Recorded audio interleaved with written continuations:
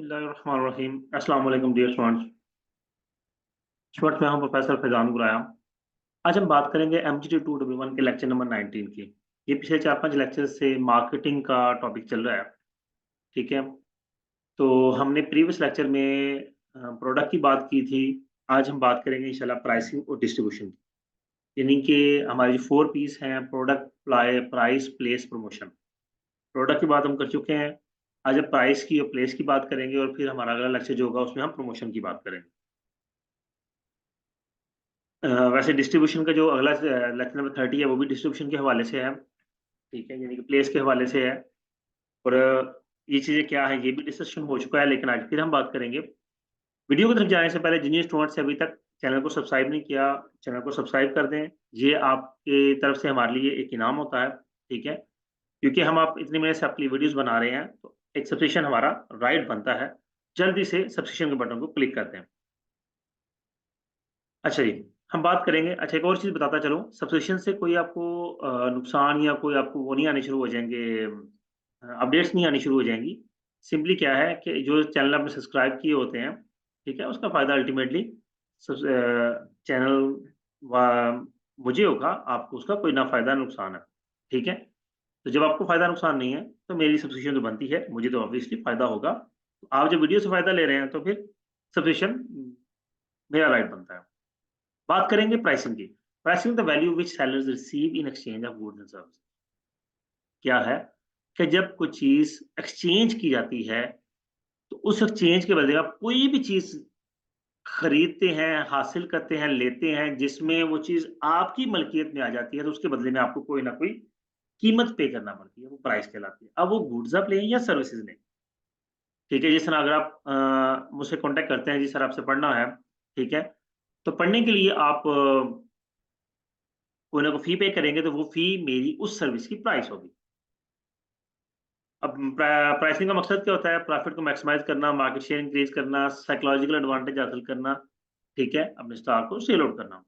अब यहाँ पे एक नई बात आ गई, साइकोलॉजिकल एडवांटेज। साइकोलॉजिकल एडवांटेज ये है कि जब आप कोई चीज़ बेच रहे होते हैं, तो कंज़्यूमर की ये कोशिश होती है कि कम से कम प्राइस पे करें, ठीक है? और उसे अच्छी चीज़ मिल जाए। तो आप अपनी प्राइस को इस तरह से सेट करते हैं कि आप उसकी साइकोलॉजी के साथ खेल रहे होते हैं। अब प्राइसिंग की कुछ टाइप्स होती हैं, जिसमें सबसे पहले हमारे पास है cost based pricing. Cost based pricing क्या है कि इसके अंदर जो कॉस्ट होती है उसका एक particular percentage of profit add करके उसको सेल आउट किया जाता है। ये नहीं देखा जाता कि मार्केट ट्रेंड क्या है, मार्केट में हमारी प्रोडक्ट किस हिसाब से सेल होगी, नहीं। हमने जो चीज़ बनाई है वो कितने की बनी है, कितना उसमें प्रॉफिट ऐड करना है, वो करके हम उसको बेच देते हैं। This is called cost based pricing. फिर हमारे पास एक कॉन्सेप्ट आता है ब्रेक इवन एनालिसिस का। ब्रेक इवन एनालिसिस क्या है कि हम ये देखते हैं कि where the cost is equal to price, यानी कि sorry, cost is equal to sales. हम एक प्रोडक्ट है, फर्ज करें हमें 80 रुपए की बनाई है, हम उसको 100 रुपए का बेच रहे हैं। अब वो उसकी सेल प्राइस होगी, 80 रुपए उसकी कॉस्ट होगी। लेकिन उसको बेचने के लिए जो सेलमैन हमने रखा है वो उसकी सैलरीज, जहां बना रहे हैं उस फैक्ट्री का रेंट, इलेक्ट्रिसिटी बिल्स, यानी कि हमारे मुतअद्दिद खर्चे होते हैं। अब कॉस्ट में वो खर्चे ऐड होने हैं, तो वो खर्चे अच्छे खासे होते हैं। ये नहीं को 10-12 रुपए खर्चा होगा, नहीं। अब देखिए बिल्डिंग का रेंट है, तो वो अप्रोक्सीमेटली डेढ़ 2 लाख रेंट हो फर्ज करें। तो 20-25 लोग हमें रखे हुए हैं, हर एक की 50-50 सैलरी है, ठीक है, तो 10 लाख सैलरी बन गई। तो वो एक्सपेंसेस अच्छे खासे होते हैं। तो फिर ब्रेक इवन एनालिसिस ये चीज़ होती है कि where the organisation no profit no loss, कि ऑर्गेनाइजेशन इतनी सेल्स कर देती है कि उसका जो अमाउंट ऑफ रेवेन्यू है वो कॉस्ट को, एक्सपेंसेस को मीट कर देता है, इक्वलाइज़ हो जाता है, उसको ब्रेक इवन कहते हैं कि हम यहाँ पे no profit no loss position में आ गए। अब जब ब्रेक इवन कैलकुलेट करना होता है, तो वो उसमें 2 चीज़ें शामिल होती हैं, एक हमारी फिक्स कॉस्ट होती है, एक हमारी वेरिएबल कॉस्ट होती है। अभी मैंने आपको बताया कि जो फैक्ट्री रेंट होगा, आप चीज़ें कम बनाएँ, ज़्यादा बनाएँ, वो फिक्स होगा। वर्कर की, एम्प्लॉइज़ की सैलरीज़ हैं, आप चीज़ें कम बनाएँ, ज़्यादा बेचें, कम बेचें, वो फिक्स होंगी। तो ये कुछ फिक्स कॉस्ट होती है। अब चीज़ जो बननी है, वो बनेगी तो उस पर कॉस्ट आएगी। चीज़ खरीदेंगे तो उसपे कॉस्ट आएगी, ठीक है? तो वो वेरिएबल होगा। कि जो चीज़ according to units of production हो, वो वेरिएबल होता है। फिर दोनों कॉस्ट मिलके हमारी टोटल कॉस्ट बनती है और हम टोटल कॉस्ट को ही कंपेयर करते हैं अपनी सेल के साथ। नेक्स्ट हम बात करते हैं कि हमें प्राइसिंग सेट कैसे करनी है। अब प्राइस सेट करने के जो प्राइस सेट कर रहे होते हैं तो हम 2 तरह के मेथड्स को फॉलो करते हैं। एक कहलाता है प्राइस स्कीमिंग, दूसरा कहलाता है प्राइस पेनिट्रेशन। प्राइस स्कीमिंग क्या है? प्राइस स्कीमिंग होता है कि आप स्टार्टिंग में जब प्रोडक्ट लॉन्च करते हैं तो बहुत हाई प्राइस रखते हैं। आप इसकी मिसाल ले लें आईफ़ोन की। आईफ़ोन जब न्यूली लॉन्च होता है तो अब देखें आईफ़ोन 16 सुनने में आ रहा है कि जल्दी लॉन्च होने वाला है। तो उसकी प्राइस को अप्रॉक्सिमेटली 4-5 लाख हो सकती है। जब आईफ़ोन 15 लॉन्च हुआ तो उसकी प्राइस भी एग्ज़ैक्ट नहीं पता, एक अंदाज़ा ले लेते हैं कुछ 3.5 लाख थी। तो अब हो सकता है वो मार्केट में 2.5 लाख का सेल रहा हो। तो ये कैसे पॉसिबल है? With the passage of time price increase होती है, लेकिन उसकी प्राइस तो डिक्रीज़ हो रही है। तो क्या होता है, हर नया मॉडल आने के बाद पुराने मॉडल की प्राइस डिक्रीज़ हो जाती है। क्यों? क्योंकि इनिशियली उन्होंने बड़ी हाई प्राइस रखी होती है। तो वो प्राइस स्कीमिंग कहलाता है। फिर दूसरा क्या है, पेनिट्रेटिंग प्राइस। पेनिट्रेटिंग प्राइस होता है कि कस्टमर को प्रोडक्ट की तरफ अट्रैक्ट करने के लिए स्टार्टिंग में चीज़ को सस्ता बेचा जाता है। फिर आहिस्ता-आहिस्ता जब कस्टमर अट्रैक्ट हो जाता है तो फिर चीज़ उसकी प्राइस को इंक्रीज़ कर दिया जाता है। अब देखें आजकल एक बायकॉट चल रहा है जो फॉरेन प्रोडक्ट्स हैं उनका। तो आप देखेंगे कि आप मार्केट में कोई भी चीज़ खरीदने जाते हैं, इवन आप कैपरी साबुन लेने जाते हैं जो कि पाकिस्तान की अपनी प्रोडक्ट है, तो हो सकता है कि आपको कैपरी साबुन महँगा मिले, लेकिन आपको जो दूसरे साबुन है पामोलिव या इस तरह के या लक्स, वो कैपरी से सस्ता हो। क्यों? क्योंकि उन कंपनीज़ ने, फॉरेन कंपनी ने उन पे बहुत हेवी डिस्काउंट्स लगाए हुए हैं। 15%, 20%, 25% तक डिस्काउंट चल रहे हैं।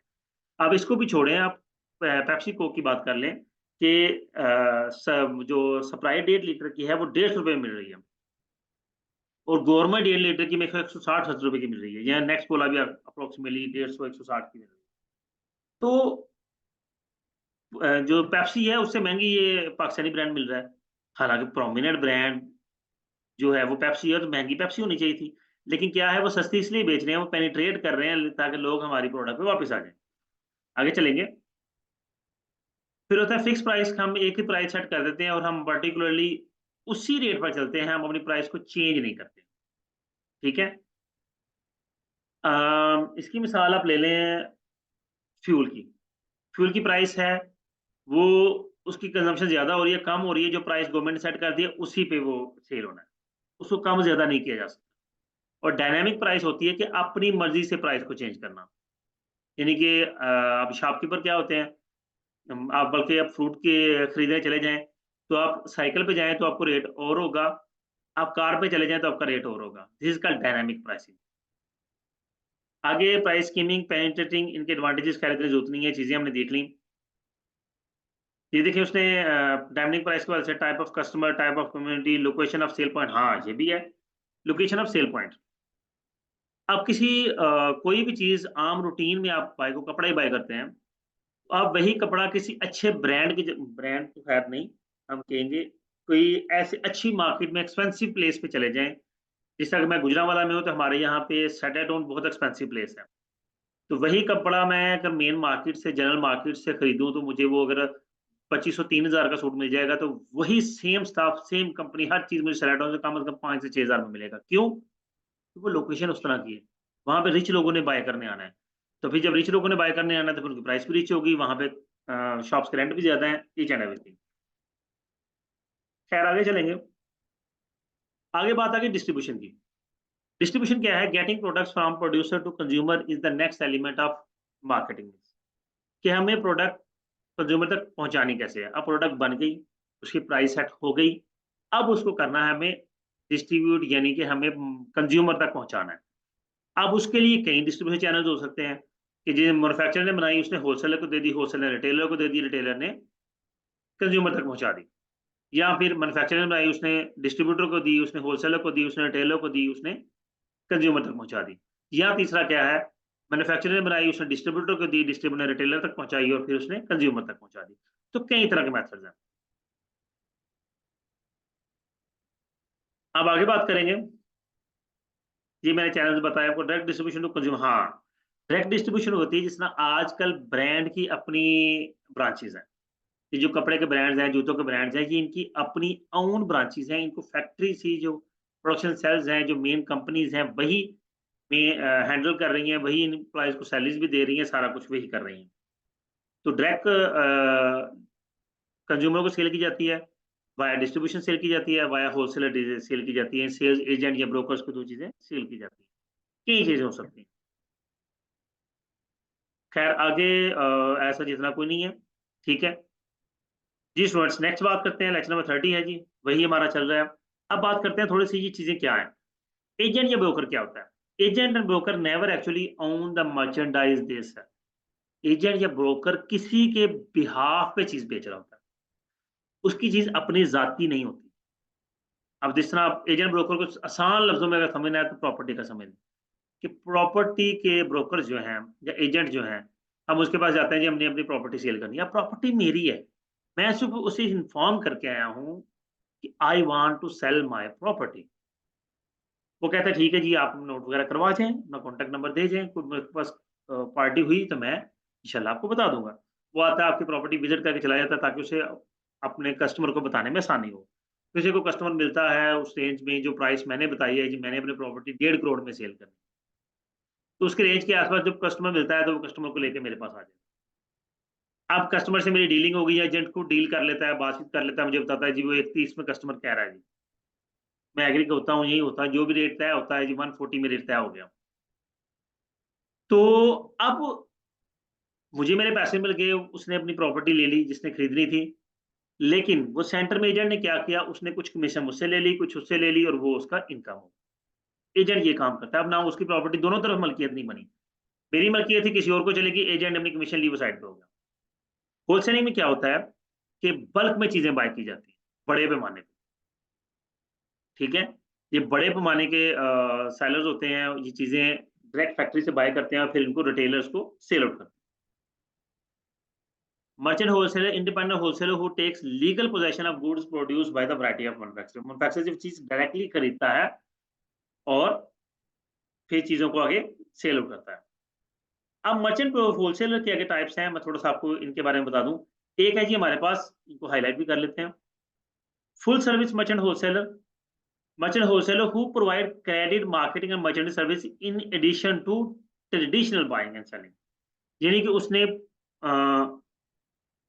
चीज़ डायरेक्टली खरीदनी है, कंप्लीट खरीदनी है, उसकी अपनी मल्कियत में होनी है और फिर उसने आगे सेल आउट करना है। Limit service merchant because wholesaler क्या होते हैं? Merchant wholesaler who provide limited range of services, sometime only storage. ये होलसेलर क्या करते हैं? ये सिर्फ़ स्टोरेज की सर्विसेज़ प्रोवाइड करते हैं। चीज़ अपने गोदाम में रख ली, ठीक है? लेकिन डायरेक्ट सेल करवाई। Drop shippers limited function merchant wholesaler who receives customer orders, negotiate with producers, take title of goods and arrange for shipment to customers. ये ड्रॉप शिपर जो है बेसिकली आप कह सकते हैं इनको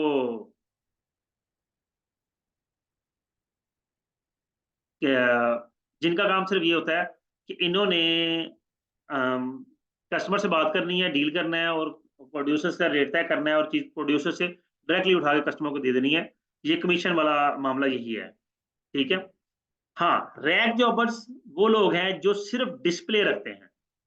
हाँ, इसको आप थोड़ा सा इस तरह करें कि ड्रॉप शिपर ये भी हो सकता है जैसे दराज ऑनलाइन काम कर रही है।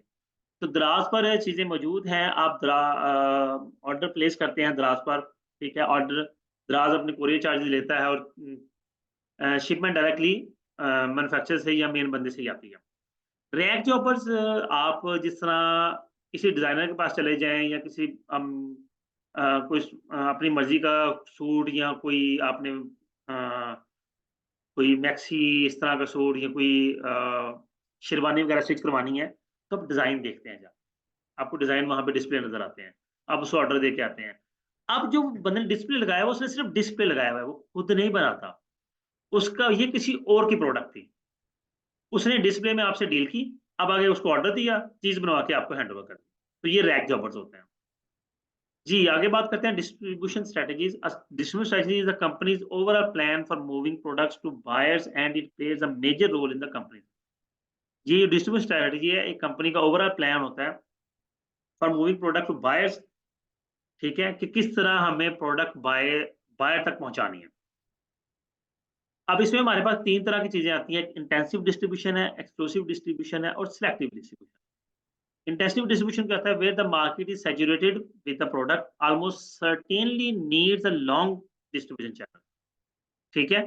Normally used for low cost consumer goods with wide spread appeal such as candy, magazines, यानी कि सस्ती चीजें जो कि मार्केट में पहुंचाई जाएं, तो उसके लिए long chain distribution channels use होते हैं कि चीज़ें होलसेलर के पास आती हैं, उससे रिटेलर के पास और फिर कंज्यूमर तक पहुँचती हैं। एक्सक्लूसिव डिस्ट्रीब्यूशन वगैरह severely limit the number of outlets for the item in a particular geographic areas and is mostly often used for expensive specialty or technical products such as Jaguar automobiles। ये जितने भी हैं यानी कि आप कह लें होंडा के जो आउटलेट्स हैं या टोयोटा है, ये जो कंपनीज़ हैं, ऑटोमोबाइल कंपनीज़ हैं या और इस तरह की जिन्होंने हर शहर में एक-एक इनकी ब्रांच मौजूद है। तो ये एक्सक्लूसिव डिस्ट्रीब्यूशन होती है कि और लोगों को पता है कि उसी जगह पे जाके ये चीज़ मिलेगी। फिर selective distribution that uses a limited number of outlets and might work better for shipping goods that a buyer is likely to want to compare a feature and prices, example are fashions and appliances। जी, आप किसी एक shop पे चले जाते हैं, वहाँ पे multiple appliances मौजूद हैं, फैशन की भी मैंने आपको भी बताया एग्ज़ाम्पल दी। ये आप चीज़ का ऑर्डर दे आते हैं तो फिर चीज़ बनवा के आपको दे दी जाती है। तो ये सिलेक्टिव डिस्ट्रीब्यूशन होती है। फिर बारी आती है जी डिस्ट्रीब्यूशन कॉन्फ्लिक्ट की इसकी ज़रूरत नहीं है, रिटेलर्स क्या होते हैं? इस पे बात करते हैं। रिटेलर्स टाइप ऑफ रिटेलर में सबसे पहले हमारे पास प्रोडक्ट लाइन रिटेलर है, जिस तरह डिपार्टमेंटल स्टोर है, सुपरमार्केट, ठीक है?